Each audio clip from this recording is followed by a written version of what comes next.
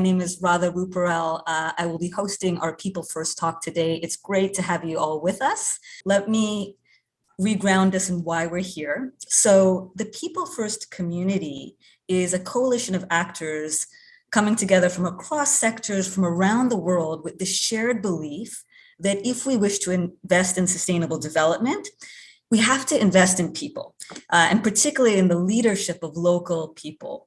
And so for the last few months, we've been having this series of People First talks, learning from different members of our community around these two questions. Well, what's the type of leadership we need? And what are we learning in practice around how do we develop that leadership? So we've had our colleagues from the African Leadership Academy, Dream a Dream, Acumen Fund, Teach for All, Global Health Corps, among many others. And today it's my pleasure to introduce Adria Goodson from the Ford Foundation. Adria is the current head of the Global Fellows Program at the Ford Foundation, but she's also just had a wealth of experience over the last 2 decades in leadership development. So I'm going to allow her to introduce herself in just a moment. But how this conversation is going to work is I will be in conversation with Adria for the next half an hour or so. And then we really want to open it up to the group for your questions. So I would encourage you, as Adria and I are speaking, please just start putting your questions in the chat. That way we can just make this a conversation amongst as many of us as possible. So with that, let us get started. Adria, first of all, thanks so much for being here with us today. Really excited to learn from you. I will just kick it off by asking you to introduce yourself, tell us a little bit about yourself, and just what's your interest in leadership development? Thank you so much, Radha. I feel like I'm with old friends today because we all have the same curiosities that drive us in the work that we're doing. So thank you for inviting me into this conversation, and I look forward to learning with you. As well as sharing what we are practicing our own questions and inquiry about. So as you mentioned, I've spent over 2 decades designing leadership development programs. First with Hunt Alternatives Prime Movers Fellowship, which supported social movement leaders in the United States, and then Pahara Institute and the Aspen Institute, as well as over a decade at the Harvard Education Doctorate in Leadership Program at the Harvard Graduate School of Education.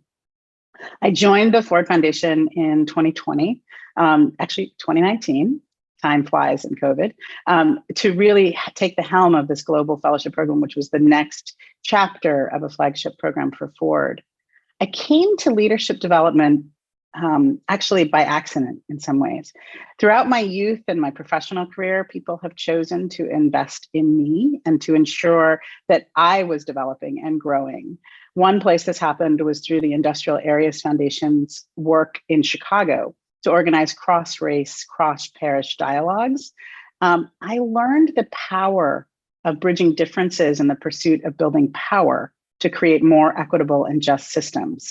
So while it was about the individual, we were building collective power through social movement organizing, which became my first love and my first passion. But I learned over that process that the collective doesn't happen without investment in the individual. And this has helped shape my leadership development work ever since, as well as the questions I'm exploring through the programs that I lead. The Ford Global Fellowship specifically was formed as the next chapter to experiment with what next level leadership programs could be in the field. So we're looking forward to learning more about that with you. And we're co-creating a lot of things with fellows right now. So I'll tell you more about that as we go through the conversation. I love that, Adria, and just this connection between the collective and the individual. I think we can explore that a little bit more throughout this conversation. But yes, let's start with just grounding ourselves in the Ford Foundation Fellowship. So just tell us a little bit more about that. What are your main aims? Who are the type of people who are involved? And then we'll get to learn around some of the more innovative things you're doing around that. Oh, thank you, Radha. So first, Ford has been investing in individuals for 7 decades. So this is not a new idea within the Ford Foundation or within the philanthropic field. And I am part of a very long line of people who have done this work at Ford. So I want to just state that first, that this is actually, it is rooted in a long history within the institution of doing this in multiple different ways with multiple different practices and experiments. So the Ford Global Fellowship is, as I said, the next flagship fellowship program. Previously, the International Fellowship Program, which was done in relationship with IIE, was around for decades. There's also been multiple academic programs, other ways of doing fellowships that supported whole fields and their development. Ford's mission overall is to disrupt inequality through investing in ideas, individuals, and institutions. So this three-legged strategy assumes that all three are necessary, much like the collective leadership model that the People First community is exploring and developing together. So FGF is a new program, and it is actually different than the previous programs that Ford has invested in. We currently have 72 fellows from all 11 regions in which Ford operates, and it started in June of 2020. So those of you who know your clocks, that meant we started right smack dab at the launch of the pandemic. And that created many different opportunities for growth and learning, as it did for everyone in the rest of the world. But we doubled down and decided to continue to run the program, even though we were running it in a completely different context and in completely different methods than we had originally planned. As part of the design, we actively learned from all of you, especially our colleagues at the Atlantic Institute, Global Health Corp, Kellogg Foundation, many other folks informed the process and the design of the fellowship from the very beginning. The long-term plan is that this will be a $50 million investment over the course of 10 years, and we expect to have 240 fellows within that time period. We're identifying and selecting individuals who are leading to disrupt inequality in the context in a variety of ways. We often joke about how we are creating complexity for ourselves by maximizing diversity in the fellowship. And that's really true. They're all different ages, they're all different regions, there's different languages, and they are disrupting inequality in different ways. The core content and structure of the fellowship, we provide 3 experiential learning trips where the fellows go to 3 different locations where Ford works. So far, they have come to New York to look at inequality in the context of the US. Then we went to Johannesburg to look at inequality in the context of Southern Africa. And our next trip will be to Rio de Janeiro in Brazil. The fellows also receive a $25,000 stipend that is unfettered. They have no reporting requirements to us, and they have access to an additional $7,500 leadership flex grants, through which we are actually trying to learn what they choose and how they use it as a way of understanding what individual leaders need now. The fellowship program runs for 18 months, and upon completion of the 18 months, which we are just getting to that now because of our COVID experience, fellows will become emeritus members of the community of practice for the duration of the program's existence, and will continue to participate in virtual activities and all fellows gatherings that are to be designed. We are just getting to the phase of this program, that phase of the program development now. And Adria, you talk a lot about the diversity of your program. So can you share some examples of the types of fellows who are part of the program? We'd love to just hear a couple of stories or examples of types of people who are part of this initiative. That's my absolute favorite thing to talk about. These people are amazing, wonderful leaders who are selected. We have a selection bias for people who have already demonstrated success because we're asking them to come in and help do something that's kind of hard in co-designing the program. So I'll introduce you to a few of our fellows. Murendeni Mafuno is a fellow from Southern Africa. He's the founder of Cassini Water and Filters, and he grew up in Limpopo, a township in South Africa. And he holds a deep belief that community-led systems change solutions to the most basic problems, like access to clean drinking water, will create solutions that are truly effective and sustainable over time. For example, when we were in Johannesburg for our experiential learning journey there, we visited a school that he is working with in Soweto, which is a township outside of Johannesburg, that up until now did not have consistent access to clean water. This meant that during the pandemic, when clean water was not available, the school was entirely shut down because people could not wash their hands as part of the pandemic requirements. Cassini Water's approach was to develop a well-based system to access clean water and create also a garden and water-based curriculum in collaboration with the principal and the educators in the school, making this project something that was created with them, not for them, and that will be sustainable in the school for the long term. Rachel Pearson, who's a fellow from the United States, is a resident physician, a pediatrician who works on the US-Mexico border. She's the author of the book, No Apparent Distress, and multiple stories in the New Yorker and other publications. I highly recommend her writing. It is one of the most heartfelt and yet medically accurate writing I've ever read. She works directly supporting children who are truly navigating global complexity. We've all been reading stories about what's happening at the border. Can you imagine all of the unaccompanied minors and the different health issues that they are facing, and that many of them may have not seen a doctor in many years or have experienced trauma in a very recent way. She also works in a hospital that was directly adjacent to the recent massacre in Uvalde, where many school children died. She seeks to elevate the stories of those who are most marginalized in the health system as a way to access both our hearts and our minds, to understand that everyone deserves dignity in the healthcare system, even those who we might normally discard. And the third fellow I'll introduce you to is Ivo Scipio Aureliano. He is a fellow from Brazil. He is an Indigenous leader and a lawyer for the Indigenous Council of Roraima.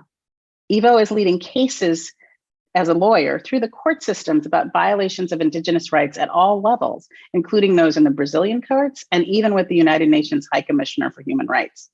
He also provides training and capacity for new leaders within his community, and he is a role model for others who is taking on these critical fights. I was recently with him in Brazil when we were doing an advanced trip for our next Rio learning journey, and he described how he's hoping that he is a role model. And I looked at him and I was struck by the fact that he, just by the way he walks in the world and what he does, is creating different possibilities for a community that was almost wiped off the face of the earth. Wow, that's incredible, Adria. Thanks for sharing those stories. I think it brings to light just the diversity from different contexts, but also experiences and what people are fighting for. So, the core of what you're working on is disrupting inequality, but I just see it in so many different realms. Now, Adria, when we were talking before, you shared you've had many years of experience in leadership development, but the way that you're designing this program, this fellowship program is different from anything you've done before. Yeah. And so can you just bring light to that? What have you learned and what are you experimenting with now, particularly with such a diverse group of people? So in terms of what we are focusing on, the design of the fellowship is about creating opportunities for the fellows to develop their own capacity to make meaning of a complex world and to deepen their analysis of the global systems that perpetuate inequality by examining in these different contexts. We started with an adult development lens within the context of building a sustainable community. So when you look at the theories that we're pulling from, they're actually, I call it, it's kind of a buffet of the theories. And we are not rigorous, actually, in our application of a specific theory. We pull what is useful to us from that theory, and we then talk about it with fellows to see if we're actually doing something that is useful. Our goal is to create a collective leaderful container with fellows.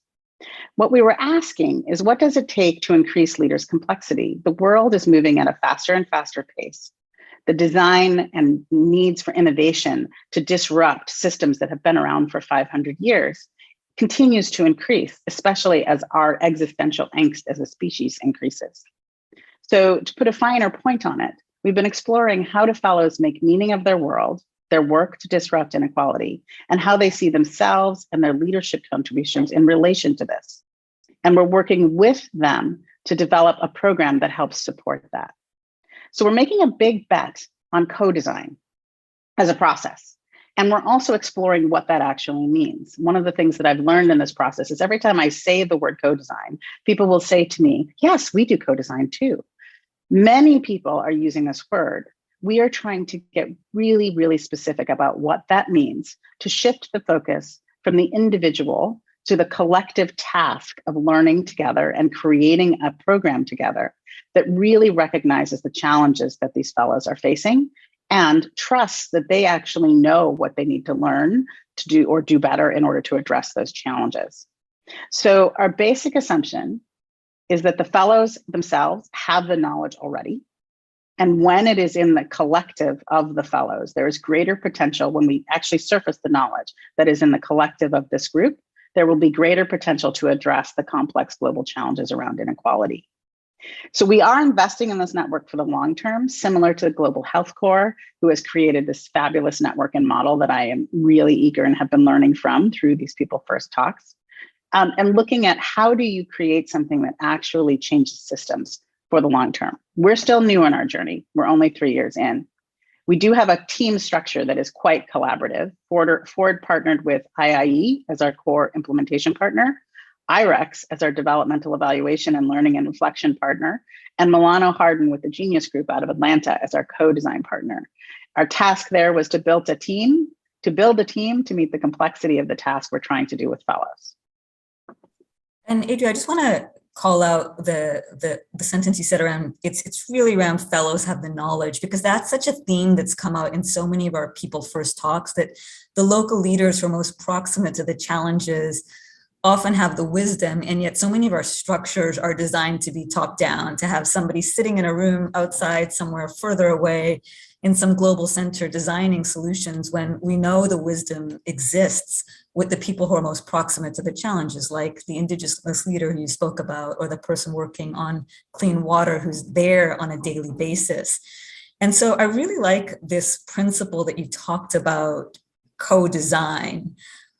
Can you tell us a little bit more? What does that look like in practice? How does that actually work with the fellows? Oh, it's actually such a fun learning journey for us. And we have been learning. One of the biggest shifts in our thinking for co-design was an understanding that when we first started out with co-design, our model was really one of input and collaboration. And I will be a bit more specific because I think often co-design looks like that, which means you do a survey and you say, well, what topics are you interested in? You then have a conversation where you show someone an agenda and you ask them to respond to it. That would be an input model. It is, I would say, on a degree of co-design and co-creation, it is maybe a 20% co-creation. Most of the structure, the architecture is coming from the convener in that case. One of the things that we have been shifting to is understanding what co-imagination and co-creation looks like. One of our communications folks at Ford came up with the term co-laboratory with a hyphen between the two. And what does it actually mean to create a co-laboratory where fellows are exploring what it takes to disrupt inequality based on what they already know? Think like a classroom where the kids are actually leading the learning rather than the teacher. In this case, they're full-fledged adults with a hell of a lot of knowledge. So how do we support them in coming together to help create the content, the scale, and the scope of the learning? What we have modeled after is actually the Atlantic Institute. We learned how they co-designed their All Fellows gathering, and we pulled from some of their best practices. So one of the things that I will just really stress is that learning groups like this one, where we are learning from each other, make it more possible for us all to create the leadership programs, because there's never enough of the work that we're doing, in my perspective. So the better that we can all do it, the more effective collective leadership will be. I'll give you one more specific example for what we did to co-design the Johannesburg gathering, which was really our second iteration in our design process. I can only stress again that we're 3 years old and we have been designing as we make it. So we are in the beginning of our experiment and really looking forward to what we create in the future. But for the co-design for Johannesburg, we had done an input model for our New York gathering. So that's how I learned to make that distinction. We were doing what we thought was co-design. We came to the conclusion that it was insufficient for the community that we were seeking to create.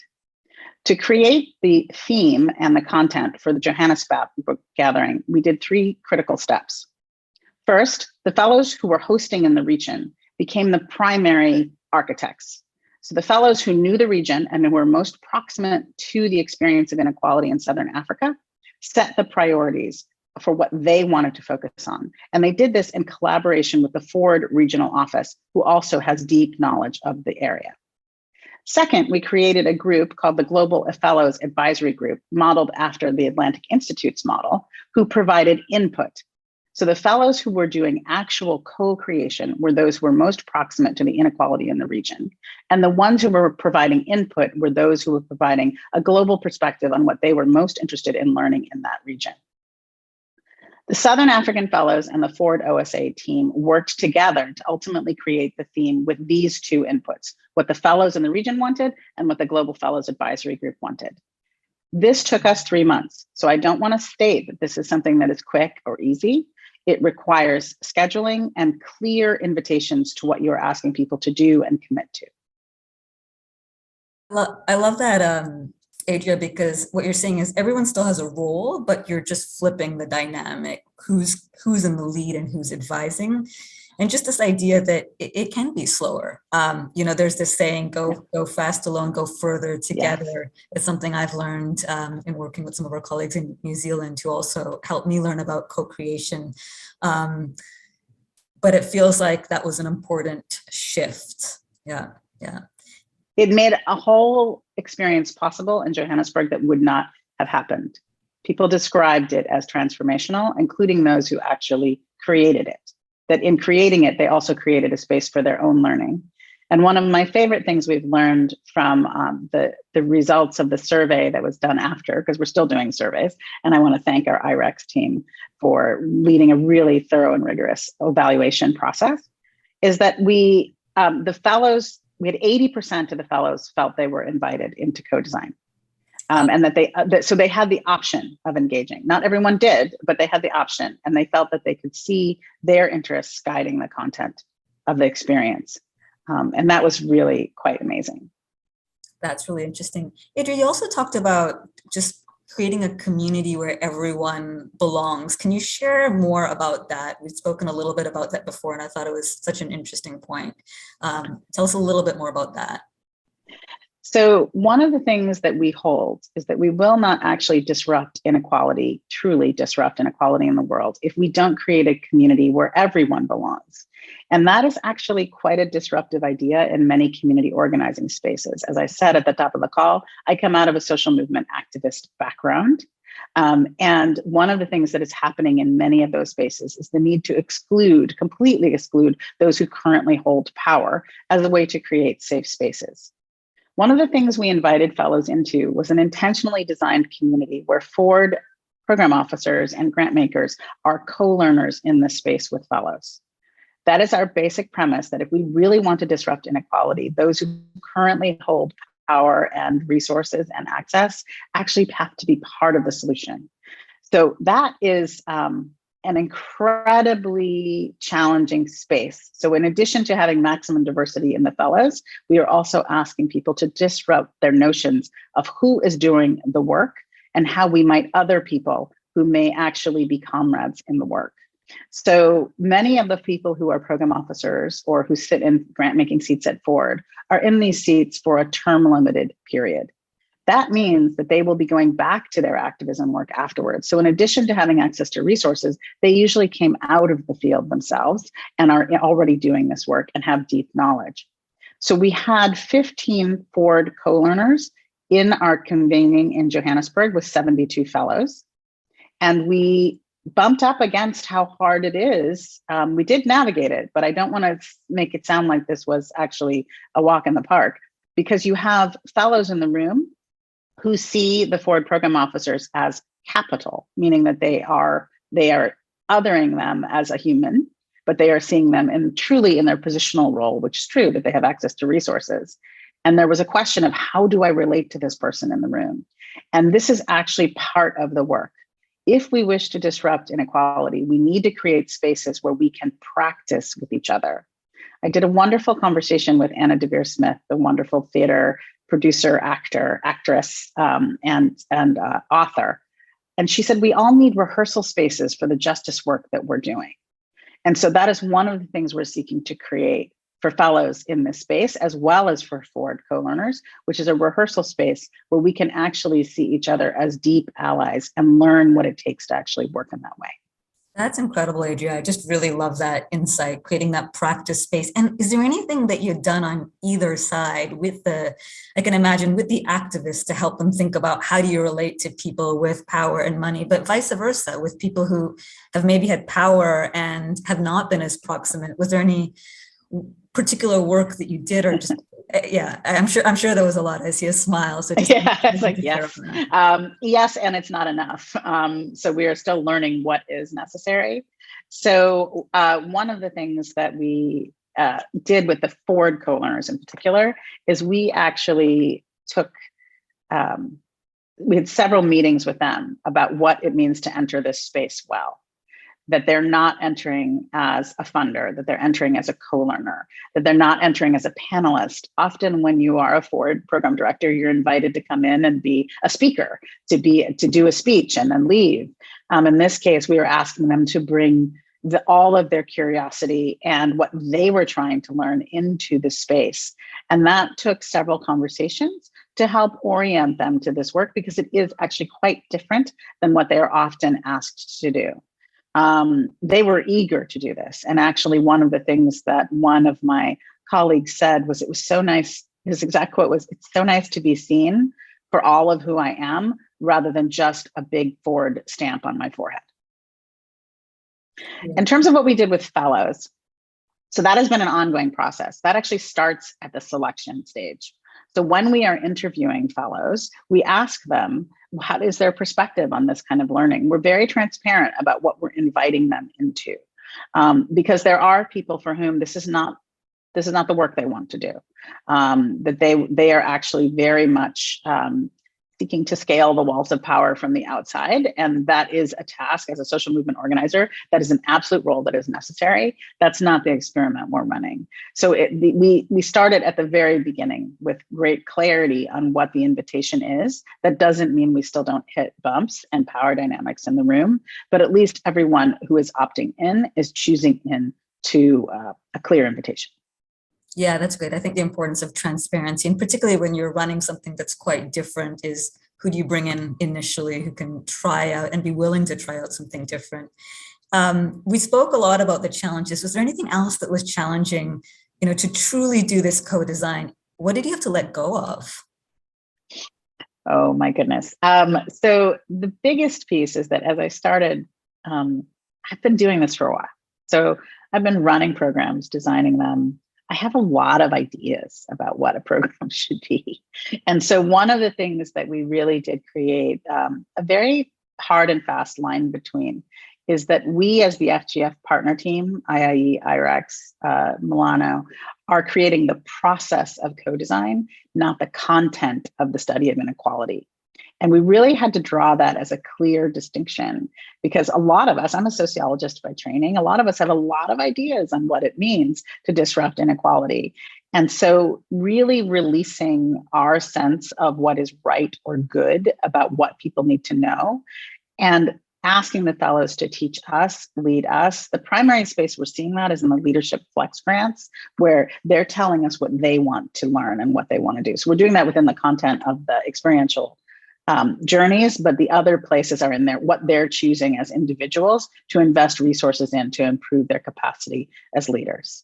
So that was something that we really had to let go of. And I say, I personally had to let go of it. And I think actually all our team, who are all, amazing designers who have a lot of investment in knowledge and leadership development, also are, I think we're all still learning about what it means to make that distinction, what we're responsible for, and what we are creating ample space for.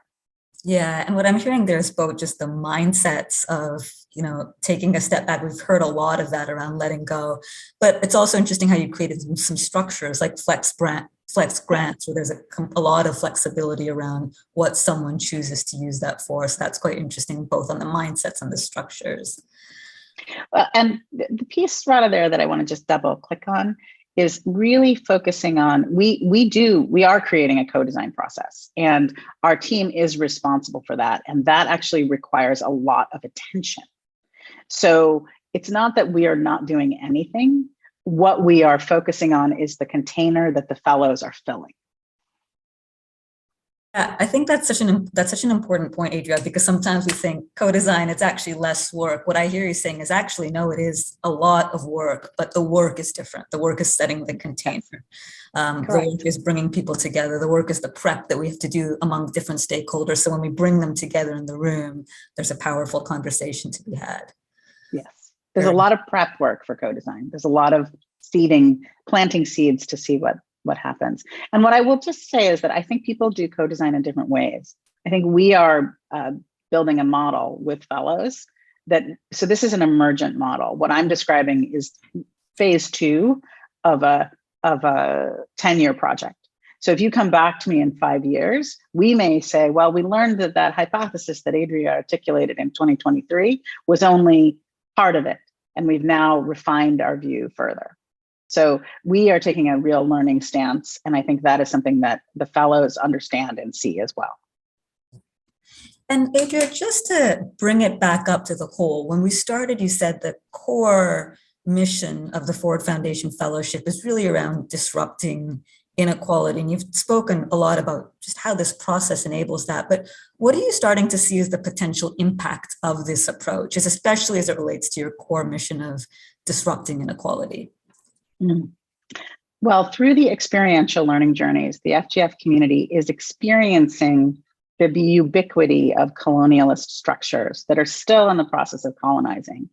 And I can't stress how hard that is, actually. I think that it is hard to realize that colonization is current, that when we talk about it as in the past, it's still being replicated in many systems throughout the world.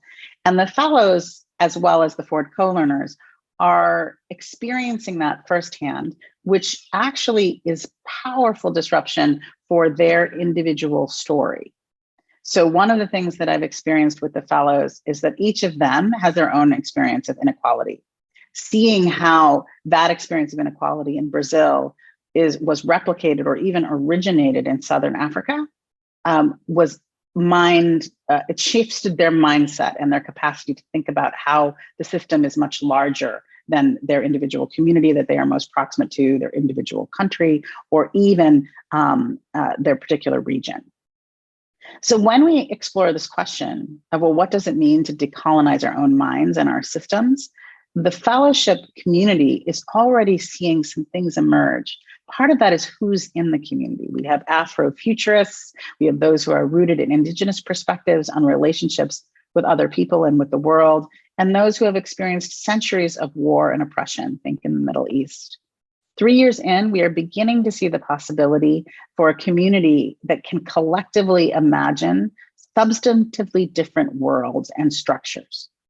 And this has been important from a Ford perspective because Ford is observing this world as multipolar in terms of power structures. We're all watching the news and how power structures are shifting around the world. That's actually an opportunity as much as it may be a threat.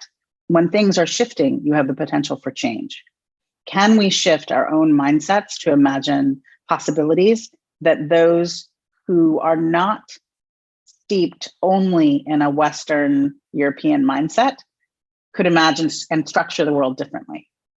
And then we're starting to see little sprouts of that as people are partnering, as people are thinking about, oh, there is a connection between those people who are migrant laborers in the United States and the migrant laborers in Southern Africa. How could we actually build a network between those, a woven set of relationships that might disrupt that system on a global level, for example? Yeah, I think that's it's a theme that's come out through so many of these talks. There's incremental leadership, but there's transformational leadership where you're just imagining whole new paradigms. Remember, this had come up in so many of the other talks, so I won't go into that now because I'm going to ask you one last question. But yes, while I do that, I'm going to invite everybody else who's here with us today, take a moment right now and just think about, if you have any questions, please start putting them in the chat because I'm going to ask Adria one last question and then I want to turn it over to you for your questions. But Adria, in all of these talks, we talk about growing leadership of others, but often during those journeys of growing leadership of others, we have lessons for ourselves. So I'm curious, just what are your biggest lessons or where have you grown in your own leadership as you've gone through this journey, particularly these last couple of years? Thank you for that question, Radha. So my background and experience was primarily in supporting social movement leaders in the United States. So people who were leading very complex organizational structures, but all within a US context. I had some global experience, but not a significant amount. And coming into this global fellowship with the level of complexity that we are imbuing into it, we're trying to work on adult levels, we're trying to work on group levels, adult development levels, group levels. One of the things that I realized is that I was actually coming to the edge of what I knew how to do. So I have deep experience in adult development theory, in social movement theory, and group dynamics. And even with that experience, I was observing the team as well as myself be stretched beyond what we knew how to do. So one of the things that was a question there was, how do we develop the support that we need? How do we not we weren't going it alone, there are 14 of us in the FGF partner team, but how do we look for additional resources, additional creativity, and do the same thing that we're asking the fellows to do, which is develop collaborations and co-creations and a way of thinking about this that let us hold more of the complexity of what we were doing, and in an adult development term, hold it as object so that we could be in relationship with it. So for me, one of the most powerful things that I did and has done it is actually for the team as well as myself, is we added a kitchen cabinet advisory group of multiple people who have both developed fellowships themselves, as well as developed deep expertise in adult development theory and group dynamics, as well as global perspectives. So in addition to tapping into my colleagues at Ford, really creating a group of advisors where we could, again, do that rehearsal space, lots of rehearsal spaces. Where can we play with ideas? Where can we grow into ourselves? Where can we hold the pain of inequality, which is actually another piece that I think was actually one of the biggest personal challenges that I faced, is that one of my dear colleagues pointed it out this way, which is that I have enough of my own personal family history and reasons why I do this work, that when we go and see the level of inequality in the world and the depth of the injustice, it can surface that level of pain. That pain also comes from the fellows. So holding that with love and grace and the ability to grow into that has been one of the biggest transformative opportunities for me personally. Thank you for sharing that, Adria. I think it's such a reminder that we all need support networks, but networks that can hold us and challenge us as we get to that next edge. And we think about it oftentimes with the people on the ground, our fellows, but also for those of us who are designing programs and even spaces like this where we can learn from one another. So an invitation to stay connected even amongst this group. I'm going to start turning it over to questions. And one of the questions is actually around the work that you said that informs your fellowship around adult development. So Laurelyn, if you don't mind coming off of mute, would you be able to share your question with us? And again, I'd invite others to come in the chat and put your questions in there now, because we're going to open it up for group questions. Sure. Hi, Adria. Thank you so much for sharing all of these experiences with us. And I'd just love to be a fly on the wall of these experiences that you're co-creating with your fellows. They sound really amazing. So you've mentioned a couple of times that developmental theory, both as a personal interest for you, but also informs the approach that you're taking, and that you've even introduced that theory directly to the fellows in your program so that it can inform their contributions to your co-design. And I'd just love to hear a little bit more about how you think that developmental piece is showing up in your program. It's one of the lenses that I think increasingly we try to bring to the leadership development work that we're doing here at Teach for All. I know that more and more of our partners in the network are expressing an interest in being more deliberately developmental in their programs. And it would be really helpful to have a few concrete examples of how you see that set of theories informing the choices that you all are making. And Adria, as you do that, just in the one sentence, I know this is hard, but just even explain developmental theory, adult development, just for anyone who's unfamiliar. In one sentence. Okay. Sorry, that's a tough question. Yeah, one or two. I'm like, I'll do the best I can.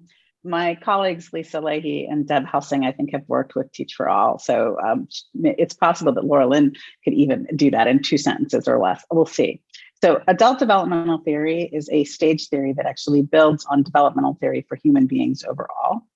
There was a premise many, many years ago that adults stopped developing at the age of 18, and that child development, Piaget's theories, et cetera, where you would go through progressive stages of complexity and the ability to understand yourself in relationship to the world, would stop at the age of 18. Bob Keegan, Lisa Leahy, and a number of others have done, Jennifer, I can't believe I just forgot her last name. Garvey Berger.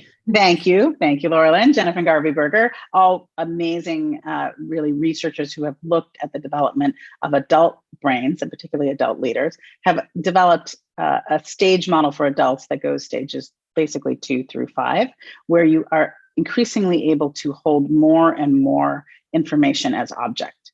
So if you are holding something in your head, you have less ability to be in relationship to it to make decisions about it. If you are able to move something out here, for example, and look at it, then you can develop a different way to make choices and respond to the stimuli that's in your context and in your environment. You can develop increasing complexity, and you can actually practice things that allow you to develop that increasing complexity over time, particularly with support and challenge, as you said, Radha. One of the people who's in my kitchen cabinet is actually Lisa Leahy. So part of how we're doing this, Laurelyn, is we are changing how we ask the questions to the fellows.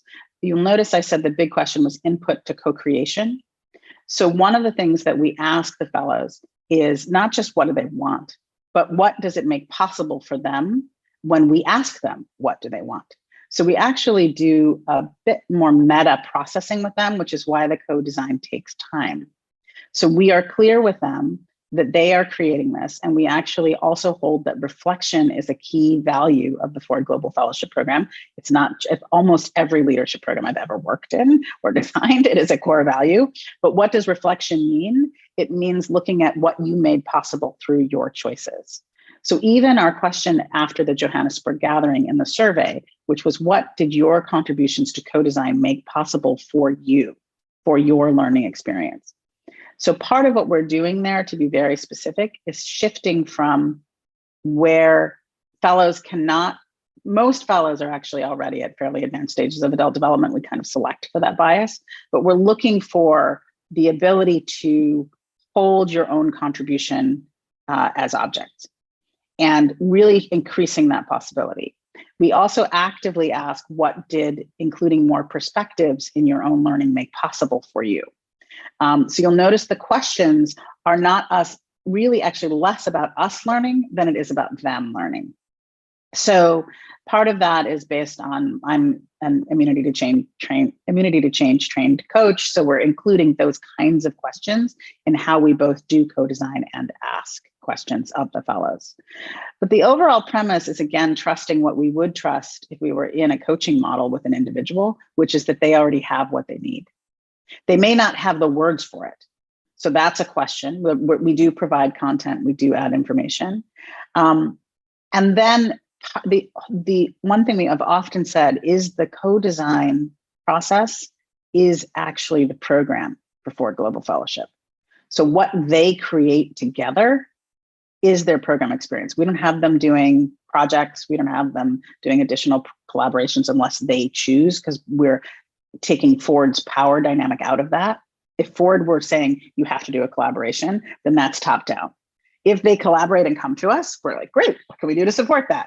So it is, that is also very hard for some fellows. We have fellows across different age ranges who have different capacities. We are not doing, Laurelyn may recognize this, there's something called a subject-object interview that can let you know and help someone identify what learning state or what stage of development they're at. We're not doing that. Because that's too intrusive.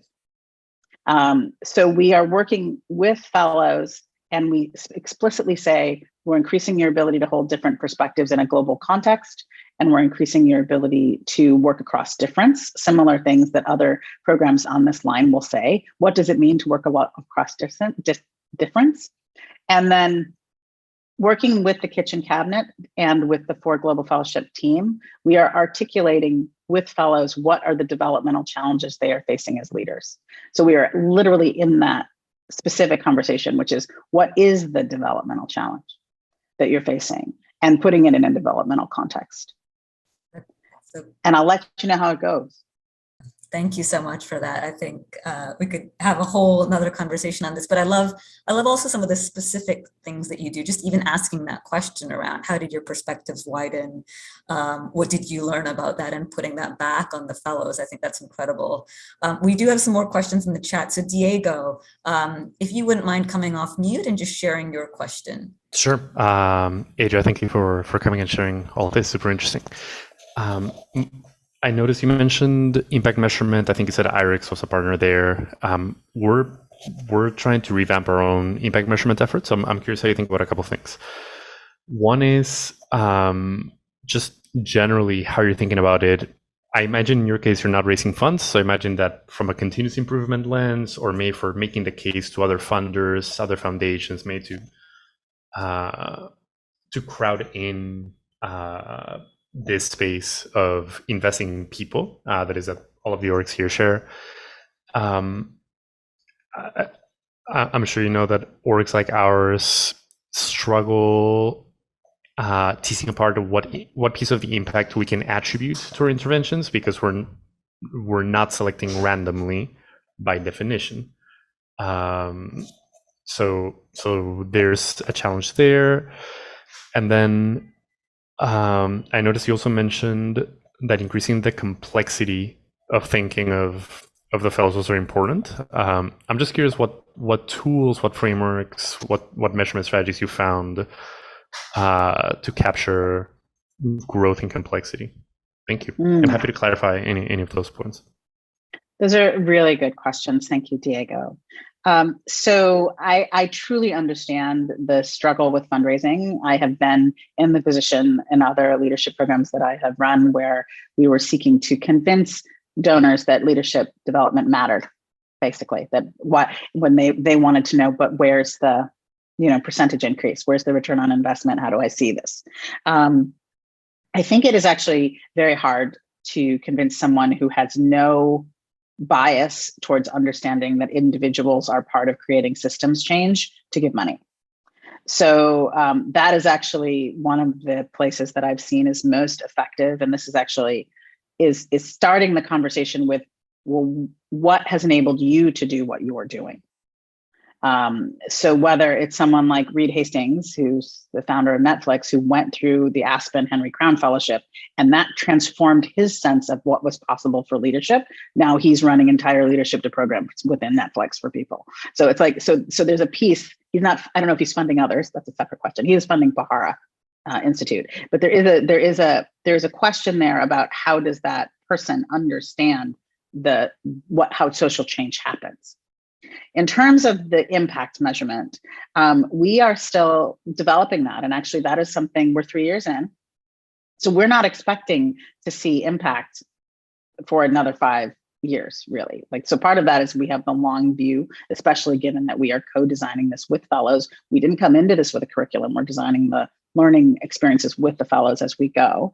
The IREX team has developed a wonderful set of practices for having the fellows make sense of what's happening with them. They did something called storytelling interviews, where the fellows told stories to each other as part of, and where an IREX team member was present, as part of making sense of what happened to them for the first year.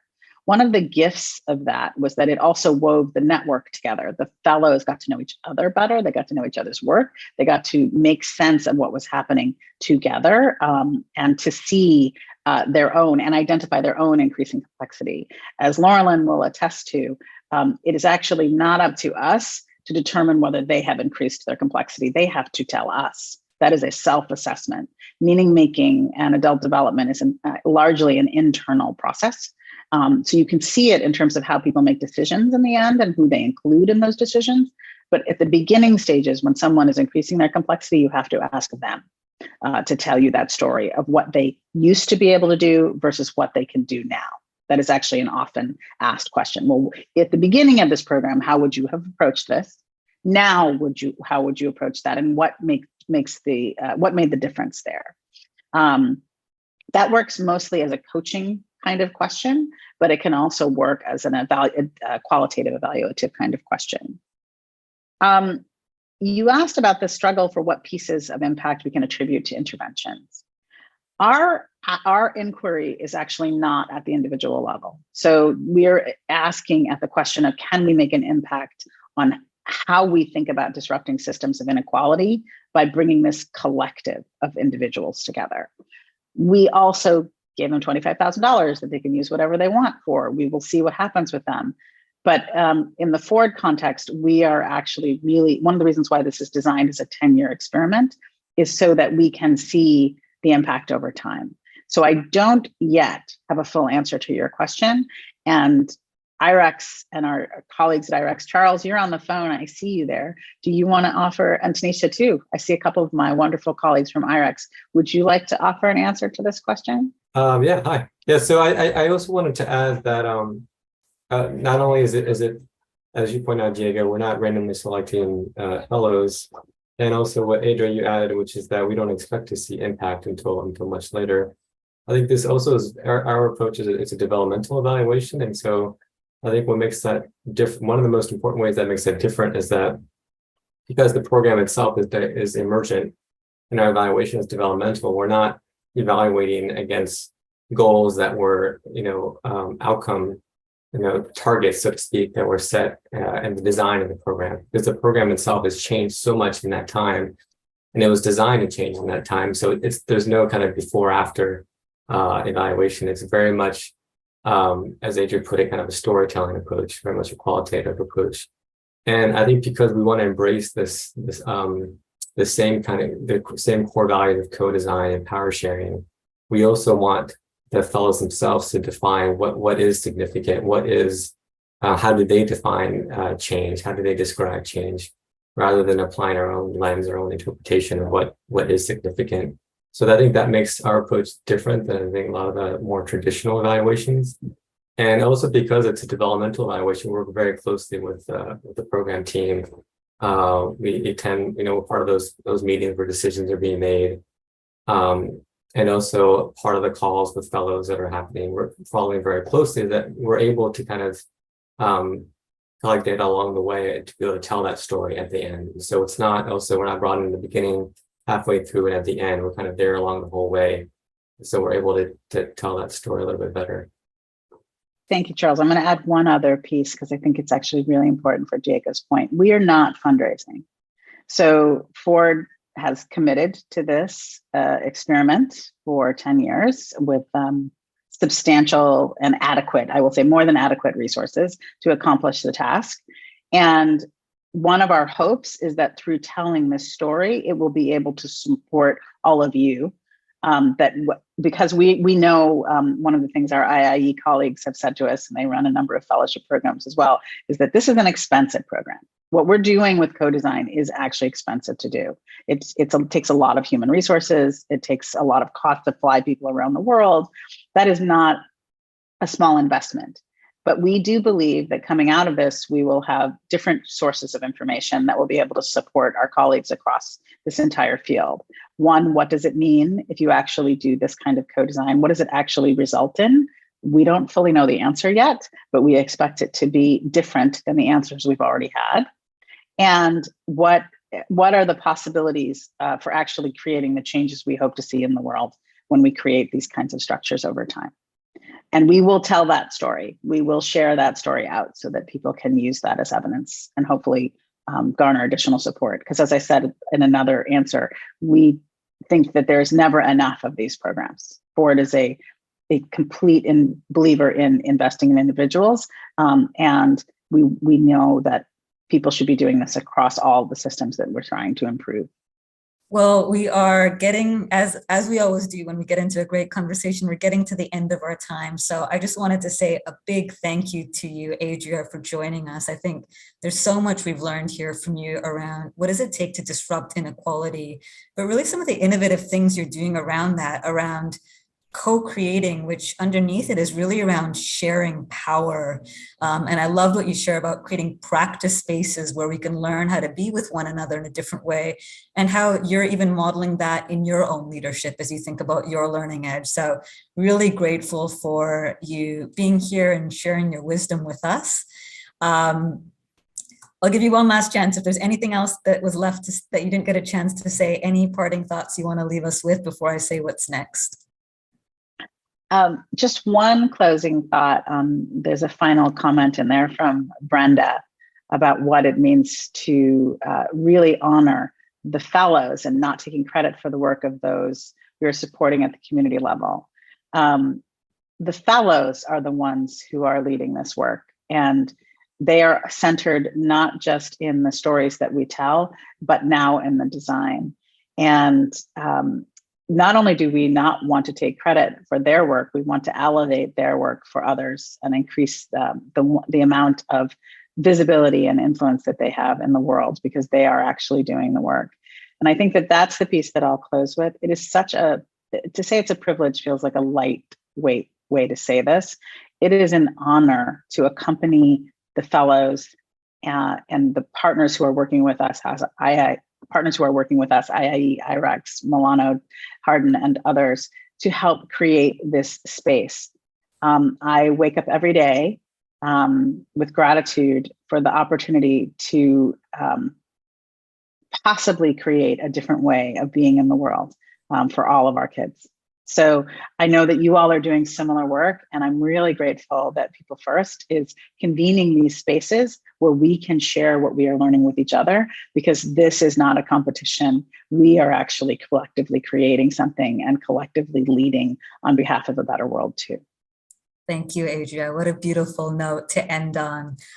Really big appreciation for you for being here today and for all the work that you're doing.